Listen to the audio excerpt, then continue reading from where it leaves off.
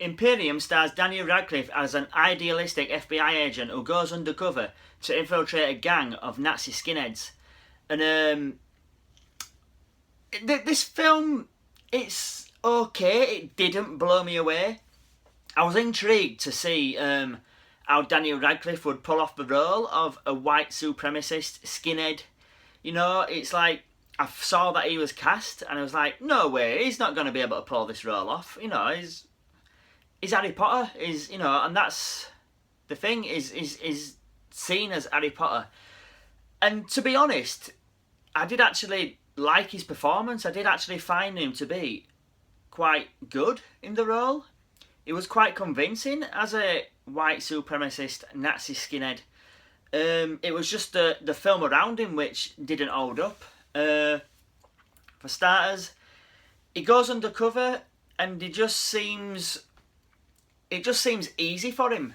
The film also stars Toni Collette, Sam Tramiel, who was Sam, I think, in True Blood, the bar owner who turned into animals, and then Nesta Carbonell, who was in Lost, and he was also the mayor of Gotham in The Dark Knight and The Dark Knight Rises. And yeah, going back to Daniel Radcliffe, when he's undercover, everything just seems too easy for him. There's an informant that he gets involved with who then takes him to the leader of this group, and there's one guy who doesn't trust him, but he says a few things to the leader, and then straight away he's in the group, and then like, well, that seemed a bit easy, and he seems to have the trust of that leader.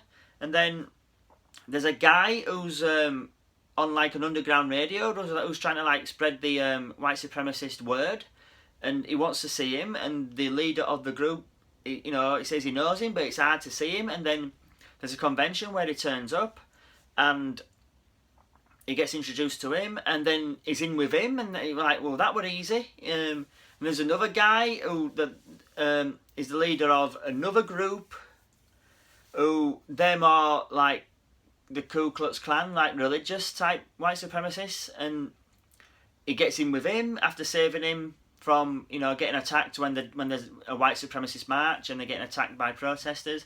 So he helps him out, and then he's in with their group, and we're like, well, that seemed easy. And then to top it off, the Sam Tramiel character, he's more like an educated racist. He's an engineer. He's like he's a normal guy who's got these dark secrets, and he gets in. Daniel Radcliffe gets introduced to him at an house party at his house, and they share a love of like classical music, and he sees Daniel Radcliffe as more of an intelligent guy like himself compared to the other supremacists.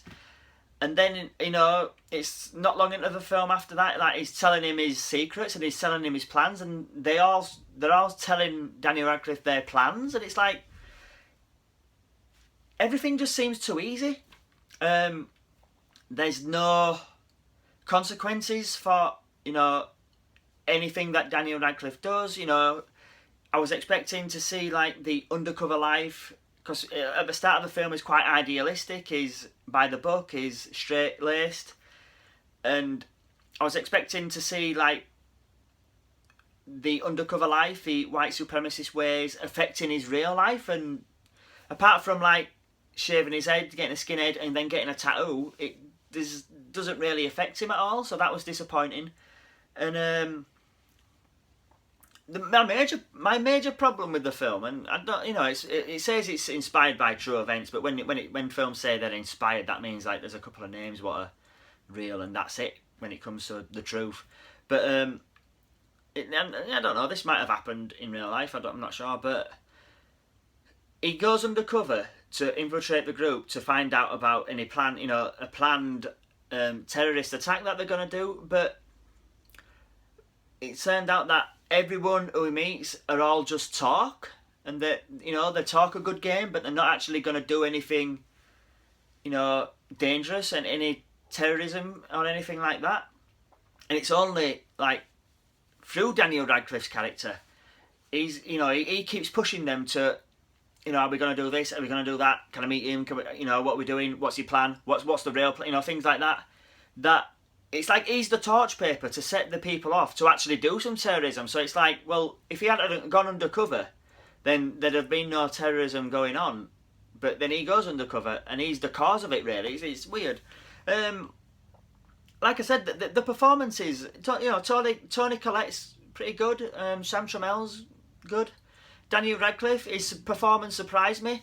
It's not the greatest script, but I can understand, why he'd pick it, because like I said at the start, everyone sees him as everyone sees Daniel Radcliffe as Harry Potter, and he's trying to break away with that. So he'll have seen the script and thought, white supremacist Nazi film, that's very different from Harry Potter. I'll do that.